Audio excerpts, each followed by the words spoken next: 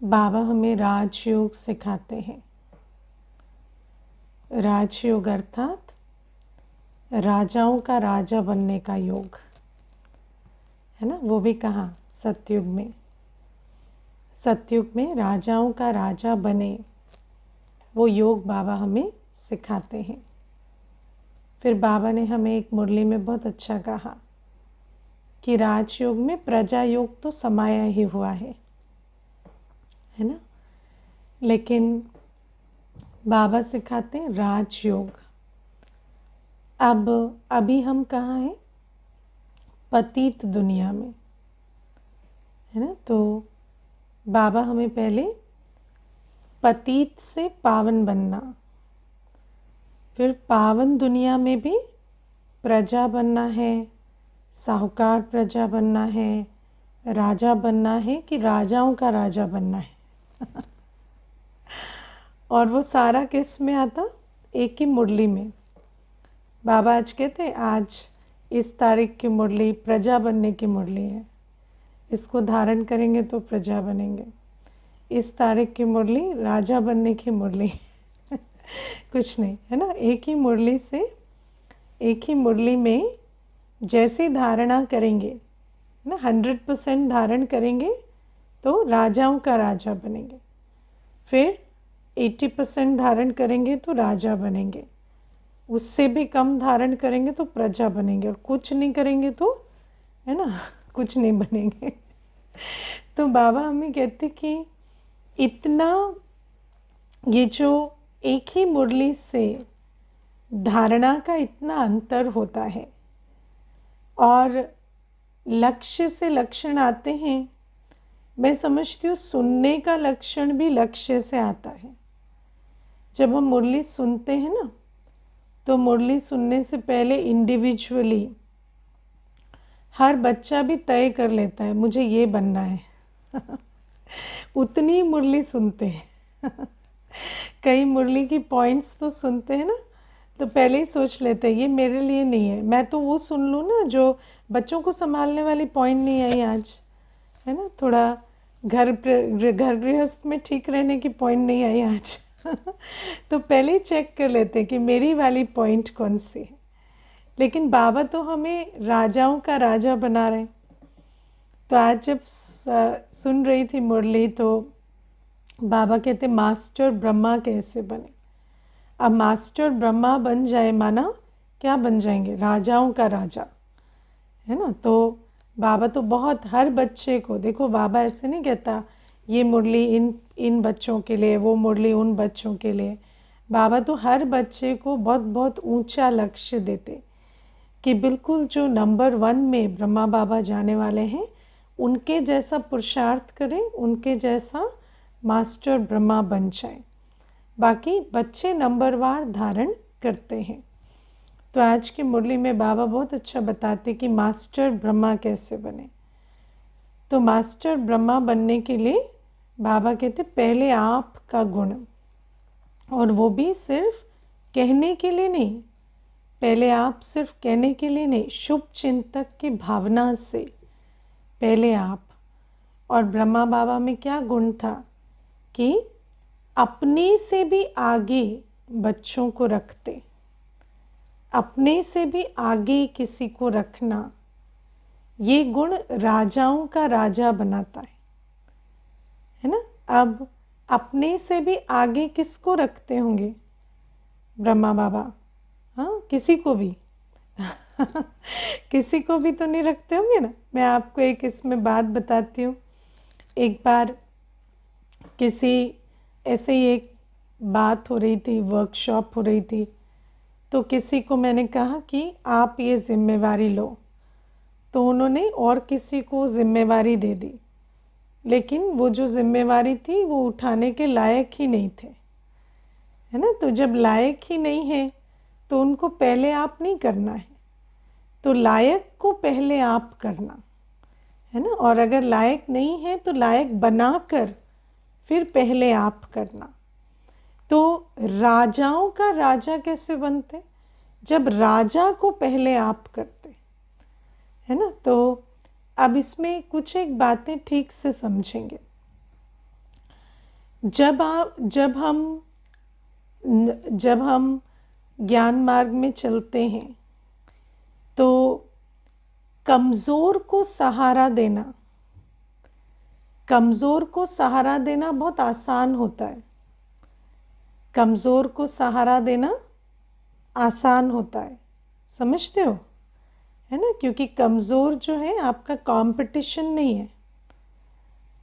कमज़ोर को जब आप सहारा देते हैं ना, तो कमज़ोर तो सहारा लेता है, वो आपकी वाहवाही करता है और आपकी भी ईगो फीड होती है।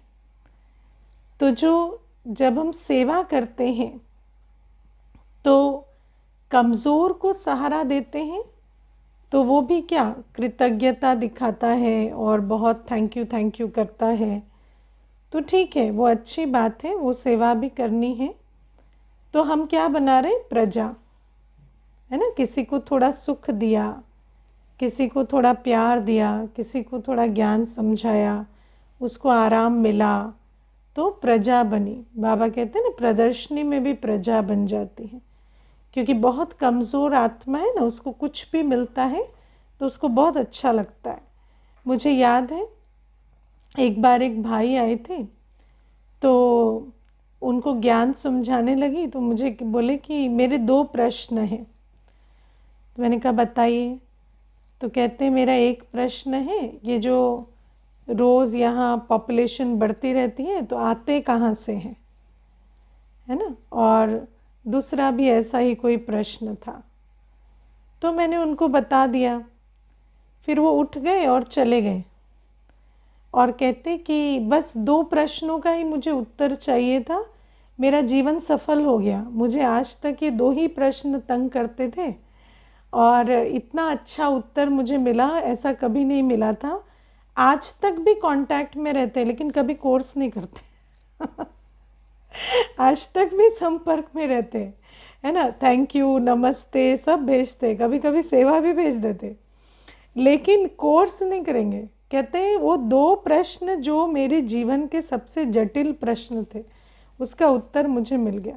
तो झोली छोटी है ना, तो झोली छोटी है तो जल्दी भर जाती है ना? जिसकी झोली छोटी है, बुद्धि रूपी झोली तो भर बहुत जल्दी जाती है। तो प्रजा बनना बहुत आसान, ठीक है। फिर दूसरे होते हैं राजा, है ना? राजा जब बनते हैं तो राजा जो होते हैं, वो आप भी राजा बन रहे हैं, वो भी राजा बन रहे हैं, तो राजा का कंपटीशन बन जाता है तो राजा आपको इनसिक्योर फील कराता है ना? कोई राजा बने तो आपको अच्छा नहीं लगेगा, है ना? तो जैसे कंपनीज़ में भी आजकल क्या होता है, जो हायरिंग होती है ना, तो टैलेंटेड को हायर करेंगे लेकिन अपने से कम टैलेंटेड को क्योंकि अपने से ज़्यादा टैलेंटेड को कर ले तो फिर उसको संभाले कौन।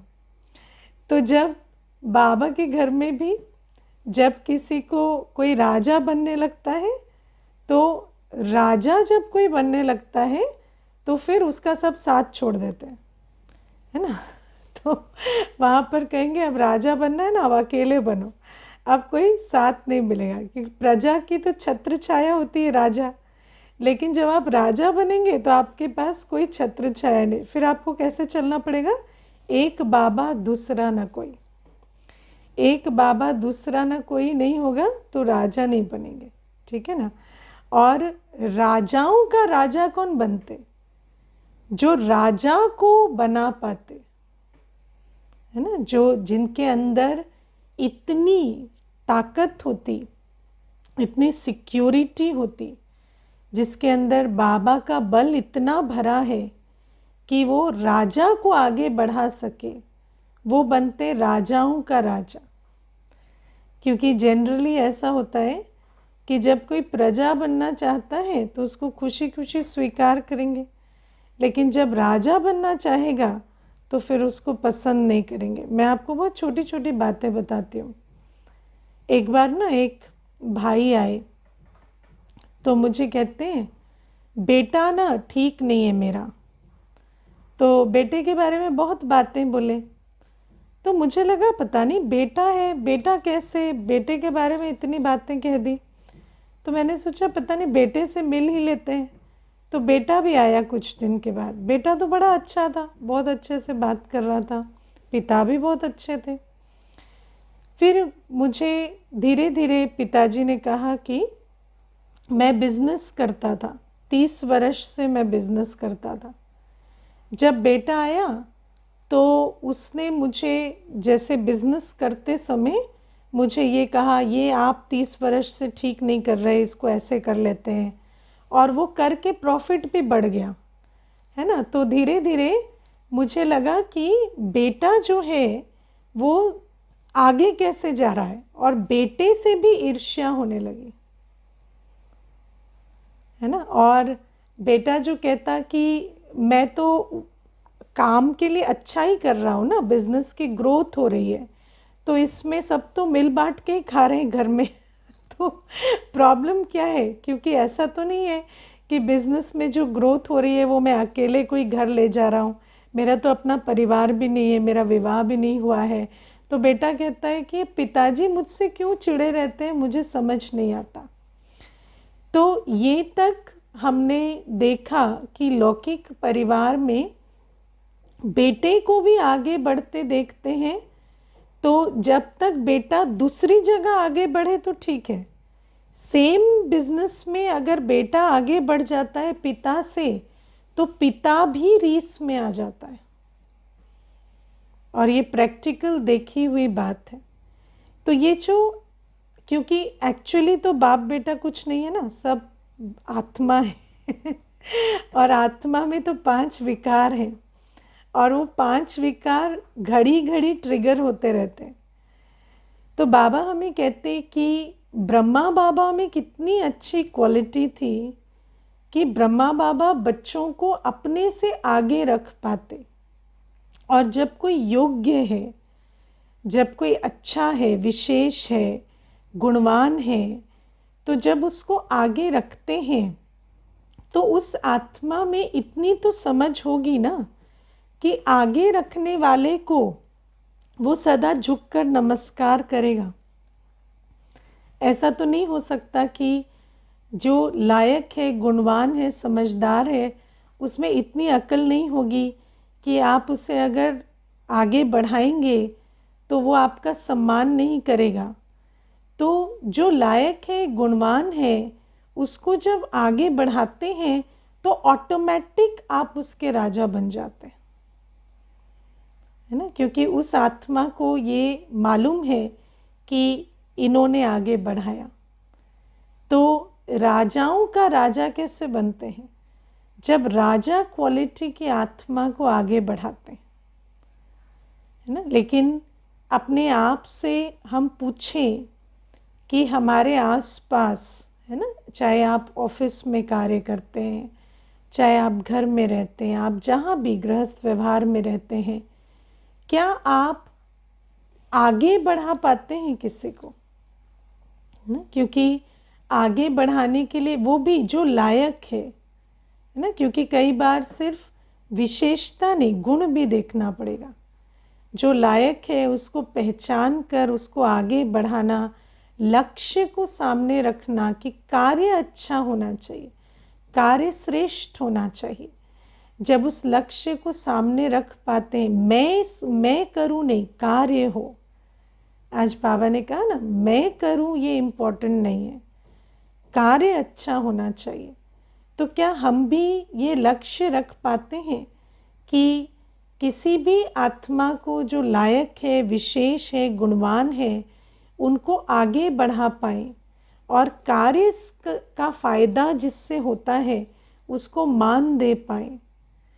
और अगर हम ये कर पाते हैं तो फिर क्या होगा, हम बनेंगे राजाओं के राजा, है ना। राजाओं के राजा वो तो प्राप्ति करेगा, लेकिन उसको आगे बढ़ाने वाला, चांस देने वाला चांसलर बन जाएगा। ये बाबा ने नियम बताया है। इसमें एक और भी चीज़ बताती हूँ। एक बहन थी तो मुझे कहती कि जब मैंने ऑफिस ज्वाइन किया तो मेरे बहुत सहयोगी थे, सब मेरे को बहुत साथ देते थे, सहयोग देते थे, सब कहते थे तुम बहुत अच्छे हो, अच्छे हो, अच्छे हो।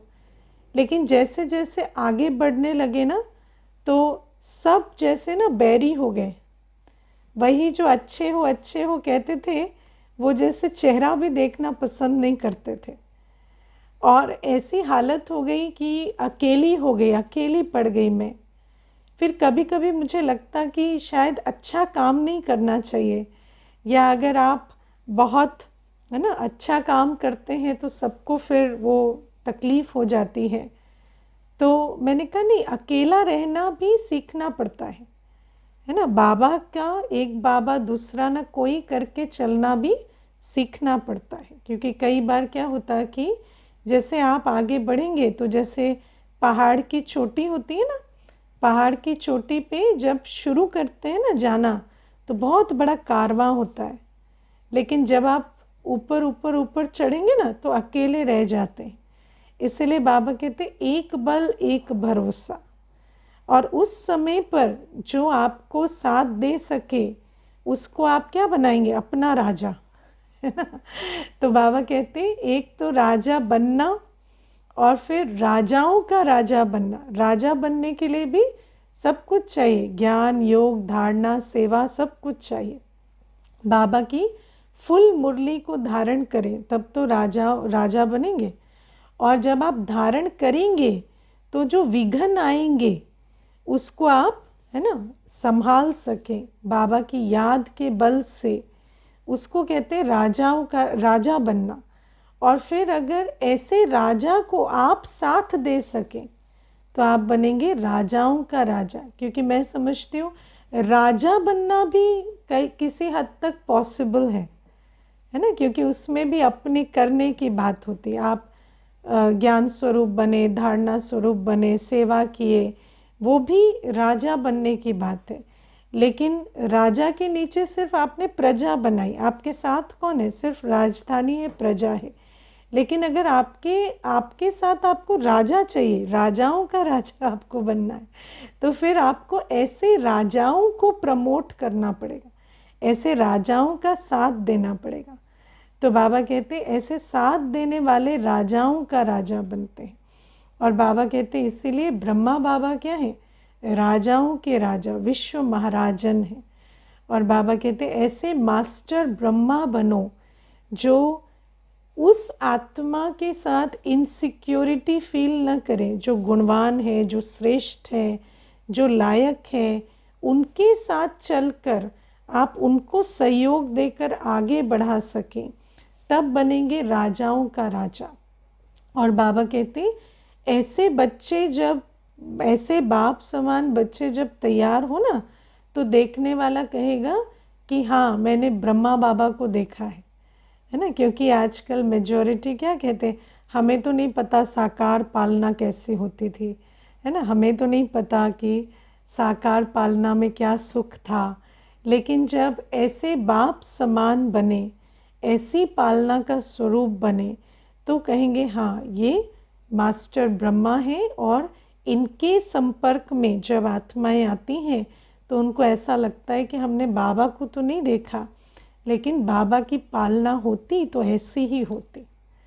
तो बाबा हमें इतना ऊंचा, आज बाबा हमें बहुत अच्छी बात कहते हैं, श्रीमद् भगवत तो है ही राजाओं का राजा बनाने वाली, है ना। तो श्रीमत तो बाबा देते ही हैं राजाओं का राजा बनने के लिए। और जो ये बातें धारण कर लेते मुरली में, साधारण रूप से, बहुत छोटे छोटे रूप से जो बाबा हमें शिक्षाएं देते, उसको धारण कर लें तो हम बहुत महान देवात्मा, विश्व महाराजन बन सकते हैं। अब आप एक चीज़ विचार करना, है ना, जैसे बाबा ने आज कहा कि अपने से भी आगे बढ़ाना, किया है कभी? हाँ, अपने से आगे बढ़ाया है किसी को? या जो आपसे पीछे रहे उसको आगे बढ़ाया है? उसको आगे बढ़ाएंगे तो प्रजा बनाएंगे। लेकिन जो आपसे भी अच्छा चले उसको आगे बढ़ाना तो राजाओं का राजा बनेंगे, ऐसे बनने वाले। और फिर ऐसा भी नहीं कि खुद कुछ ना करे, बस दूसरों को आगे बढ़ाए, है ना। तो खुद भी राजा बने और फिर राजाओं को आगे बढ़ाए तो राजाओं का राजा बनेंगे। लेकिन ऐसे नहीं कि कुपात्र को देख के आगे बढ़ाए, नहीं, सबको देख के परख के जिस आत्मा के द्वारा ईश्वरीय कर्तव्य हो रहा है उस आत्मा को जब हम पीछे खींचने की जगह आगे बढ़ाते हैं, उसको अकेला करने की बजाय उसका साथ देते हैं, तो तब बनेंगे राजाओं के राजा। क्योंकि प्रजा बनते हैं तो राजा का हाथ होता है सर पर, राजा बनते हैं तो सब हाथ साथ छोड़ देते हैं लेकिन जो राजाओं का राजा होगा वो उसका साथ देता है जिसका सब साथ छोड़ देते है ना। तो ये जो सारा खेल है ना, इसको समझना पड़ता है। क्योंकि आप देखो, मुझे याद है कि पहले ना बहुत सारे कुकिंग शोज़ आते थे, तो मैंने बहुत कोशिश की भोजन बनाने की, है ना। लेकिन पहले क्या होता कि देखो कोई शो, वो तो उसमें जो छोटी छोटी डिटेल होती थी ना, नहीं बताते थे। तो आप देख रहे हैं पर आप बनाने की कोशिश करते तो वैसा नहीं बनता था, है ना। फिर कुछ एक ऐसे आजकल कुकिंग शोज़ आते हैं जिसमें बहुत अच्छी बारीकी से बताने वाला बताता है ना, कि इस टेम्परेचर पे ये होगा, इसका ध्यान रखना, ये प्रॉब्लम आएगी, इसका ध्यान रखना। तो उन चीज़ों को देखकर आज भोजन बनाना बहुत आसान हो गया। ऐसे ही बाबा कहते हैं कि मेरी मुरली जो है उसको ठीक से अगर मंथन करके समझ लिया ना, तो बहुत आसान है राजाओं का राजा बनना। क्योंकि क्या होता कि ऊपर ऊपर से समझते हैं, तो जब करने जाते हैं तो उसमें जो छोटी छोटी बातें जो नहीं समझ में आई है वहाँ अटक जाते हैं और फंस जाते हैं, है ना। लेकिन अगर मुरली को ठीक से समझा है तो मुरली क्या है, राजाओं का राजा बनने की पूरी रेसिपी है लेकिन उसमें जो बीच बीच में जो बातें समझने की है वो विचार सागर मंथन करके समझनी पड़ती है। जब समझ जाए तो फिर ये पूरी राजाओं का राजा बनने की रेसिपी है। जैसे आज बाबा ने बहुत अच्छा कहा कि ज्ञान तो जो है वो सेकंड में जीवन मुक्ति दिलाने वाला है ना। लेकिन सारा जो खेल है वो क्या है कि जो विकर्म विनाश करने, जो 63 जन्मों के पाप हैं वो काटने तो जब हम, और बाबा ने आज ये भी कहा बहुत अच्छा कि याद तो बाबा की बहुत मीठी होती है, याद में कोई थकता नहीं है, लेकिन याद करते समय माया जो विघन डालती है उसमें थकते हैं, है ना। और जो निरंतर याद में रह सकेगा, निरंतर याद में जब आत्मा रहती है तो आत्मा की बुद्धि योग युक्त सो युक्ति युक्त हो जाती और उससे एक्यूरेट कर्म होंगे और उसका भाग्य बनेगा। लेकिन माया क्या करती, ये जो 63 जन्मों के विकर्म है, माया है, ये क्या करते, आपकी याद की तार ही तोड़ देते, है ना। आपको चक्कर और टक्कर में डाल देते। माया का क्या काम है ना। क्या बाबा को याद करे, देखो वो कितनी बातें सुना के चला गया, देखो उसने कितना विघन डाल दिया है। अभी उसके बारे में सोचो, बाबा को याद करने से क्या होगा, है ना। तो माया क्या करती है, आपको कभी चक्कर में डाल देगी, है ना। चलो थोड़ा सा वीडियो देख लेते हैं, थोड़ा घूम आते हैं, आज ना कुछ बढ़िया बना के खाते हैं, रोज़ जल्दी जल्दी बना के खा लेते हैं, आज थोड़ा 2-3 घंटे आराम से बनाएंगे खाएंगे, बाबा को भी भोग लगाएंगे लेकिन आराम से थोड़ा अच्छे से बना के खाएंगे। तो माया आपको चक्कर में डालती है ना। पकौड़े बन रहे हैं तो बन रहे हैं, है ना। कपड़े खरीदे जा रहे हैं तो खरीदे जा रहे हैं, ऑनलाइन शॉपिंग हो रही है तो हो रही है, घूम रहे हैं तो घूम रहे हैं, देख रहे हैं तो देख रहे हैं। तो माया ने चक्कर में डाल दिया, माया ने टक्कर में डाल दिया।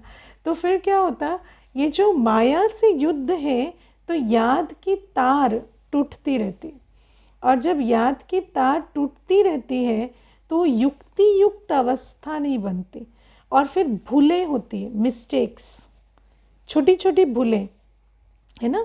और छोटी छोटी भूलों की बड़ी बड़ी सज़ा मिलती छोटी छोटी भूलों के जो परिणाम आते हैं वो बड़े बड़े आते हैं, फिर उन परिणामों में फंस जाते हैं।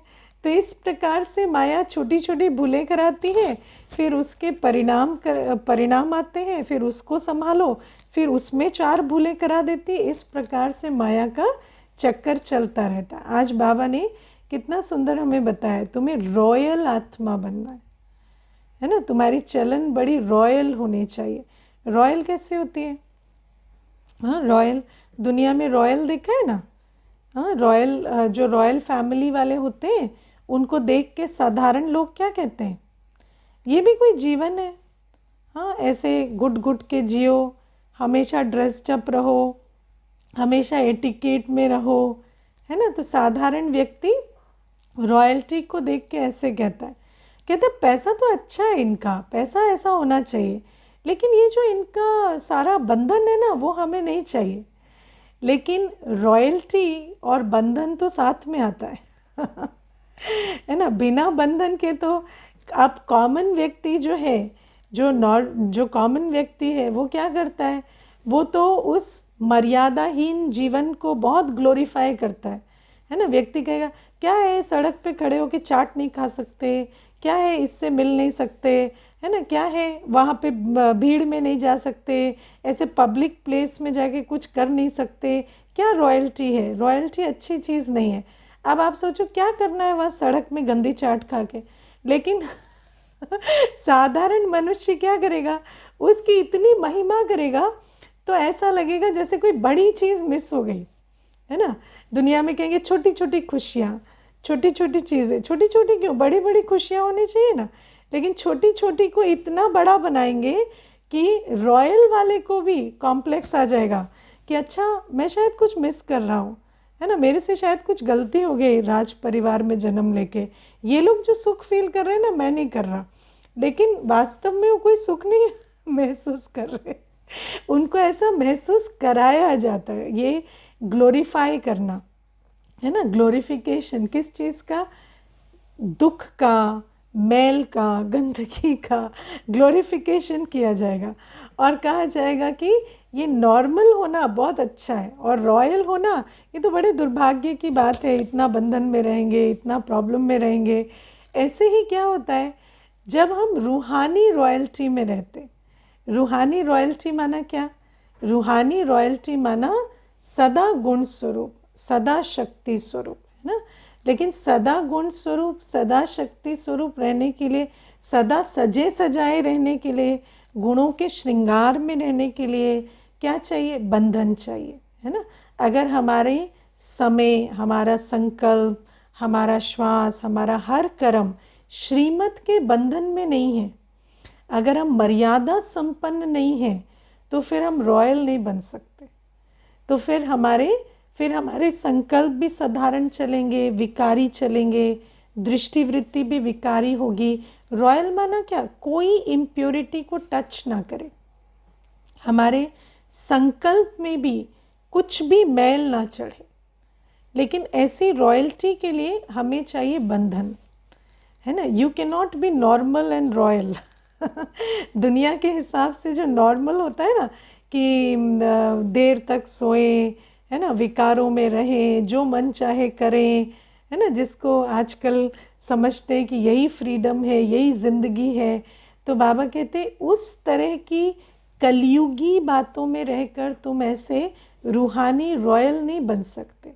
अगर रूहानी रॉयल बनना है, अगर रॉयल परिवार में जाना है, दैवी गुण धारण करने हैं, तो हमें श्रीमत के बंधन में रहना पड़ेगा। 3:30 उठना है तो 3:30 उठना पड़ेगा। ऐसे नहीं कि आज मन किया तो 8 बजे तक सो गए, कल मन किया तो 6 बजे उठ गए, नहीं, ऐसे नहीं चलेगा। तो बाबा कहते कायदे से चलना पड़ेगा। सोना, उठना, खाना, देखना, सोचना, सब कुछ सेवा के समय पे सेवा में रहना पड़ेगा। कोई भी लौकिक बात पुकारे, कोई भी बात आपको कितना भी खींचे, लेकिन सेवा के समय पे सेवा करनी पड़ेगी। आपका मूड ऑफ हो, ऑन हो, मूड ऑफ है तो ऑन करके सेवा करनी पड़ेगी है ना। ऐसे नहीं आज मूड ऑफ है तो सेवा नहीं होगी, तो कौन करेगा, है ना। आपके कोई बैकएंड में कोई बैठा है क्या सेवा करने के लिए? तो बाबा कहते हैं कि ये जो ज्ञान, योग, धारणा, सेवा, ये चारों सब्जेक्ट पे जब आप पूरी तरह से मर्यादा से चलेंगे, कुछ भी हो जाए, कितनी भी बड़ी बात हो जाए, है ना, किसी का शरीर छूट जाए, किसी का कुछ भी हो जाए, लेकिन उसमें भी जब आपकी दिनचर्या, मनचर्या, सेवा का टाइम टेबल, याद का टाइम टेबल, सब कुछ जब एक्यूरेट रहेगा ना, तो आप ऐसे बन सकेंगे जो आपको कोई भी बात असर ना करे, है ना। कोई भी, ये जो रॉयल आत्मा होती है ना, उसको कोई भी बात छूती नहीं। ये दुनिया क्या है? बातों की दुनिया। इसमें, है ना, माया कई बहुरूप लेकर आपको डिस्टर्ब करने, आपका ध्यान भटकाने आएगी। लेकिन रॉयल आत्मा माना संकल्प में भी बात ना चले, बाप चले। तो इतनी रॉयल आत्मा बनने के लिए हमें बहुत मर्यादा के बंधन में रहना पड़ेगा। आप रॉयल और साधारण दोनों नहीं हो सकते। और दुनिया में साधारणता को इतना ग्लोरीफाई किया गया है कि मनुष्य समझता है रॉयल्टी छोड़ो, साधारण इज़ गुड, लेकिन साधारण इज़ नॉट गुड, है ना। आजकल भी देखो, मुझे एक बार एक भाई आए थे, तो मुझे कहते कि आप लोगों की तो लाइफ नॉर्मल नहीं है ना। तो मैंने कहा नॉर्मल माना क्या? तो कहते माना आप तो कभी पार्टी में नहीं जाते होंगे, कभी घूमने नहीं जाते होंगे, कभी फिल्म नहीं देखते होंगे। तो मैंने कहा हाँ, नहीं देखते हैं, पर उससे क्या, इतना क्या फ़र्क पड़ जाता है ना। हम ब्रह्मा भोजन करते हैं, हम सारे दिन बाबा की याद में रहते हैं, हम अतीन्द्रिय सुख के अनुभवी बनते हैं। संगम युग में हमारे पास जो है वो किसी के पास नहीं है, लेकिन सामने वाला मानता थोड़ी, वो तो फिर भी कहता रहता है नहीं नहीं, पर तकलीफ़ तो होती होगी ना, ऐसे जीना भी कोई जीना है क्या, है ना। कितने सालों से फिल्म नहीं देखी, कितने सालों से कहीं घूमने नहीं गए। तो बाबा हमें कहते हैं कि रॉयल आत्मा बनना है तो श्रीमत की मर्यादा के बंधन में तो बंधना पड़ेगा। और सबसे बड़ी जो श्रीमत है वो क्या है? बाबा की, बाबा की याद में रहना, है ना, बाबा की याद में रहना। और मैंने जो अपने जीवन में अनुभव किया कि सिर्फ अमृत वेले की याद नहीं, लेकिन सारे दिन भी थोड़ा अंतर्मुखी रहना, थोड़ा अंतर्मुखी रहना, और अपने को बीच बीच में याद दिलाते रहना कि मैं एक आत्मा हूँ और मेरा सब लेना देना बाबा से है ना। तो जो भी बातें आ रही हैं ना, जो आपके अंदर एक रिएक्शन को ट्रिगर कर रही हैं, आपको उस समय ऐसा लगने लगता है, माया ऐसा फील कराती है कि अभी रिएक्ट नहीं किया ना तो बहुत बड़ा नुकसान हो जाएगा। लेकिन बाबा की याद में रहें, अंतर्मुखी रहें, तो रियलाइज़ होता है, परख पाते हैं कि ये सिर्फ माया है ना। और माया के डरावने रूप, लुभावने रूप में फंसना नहीं है, अपनी एनर्जी को सेव करना है, श्रीमत प्रमाण लगाना है, उसको इधर उधर वेस्ट नहीं करना। क्योंकि दुनिया में सभी क्या कर रहे हैं, हर आत्मा के पास तन मन धन है, हर आत्मा के पास समय श्वास संबंध की, संकल्प की शक्ति है, लेकिन वो जा कहाँ रही है? तो माया उसको बहुत अच्छा वेस्ट करा रही। और माया हमारा भी यही करती है।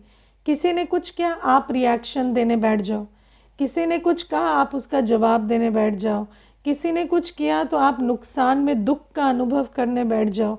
लेकिन बाबा कहते तुम ये सब करेंगे तो तुम श्रीमत प्रमाण, है ना, ज्ञान योग धारणा सेवा का कर्म कब करेंगे? तो बाबा कहते इसीलिए इतना रॉयल बनो, इतना बाबा की याद में रहो कि याद के बल से माया को परख पाओ, उस पर विजय पा पाओ। माया जब डराती है या आकर्षण करती है तो उस डर पर, उस आकर्षण पर विजय पाओ, और अपनी जो दिनचर्या, मनचर्या, जीवनचर्या है वो श्रीमत प्रमाण चला पाओ।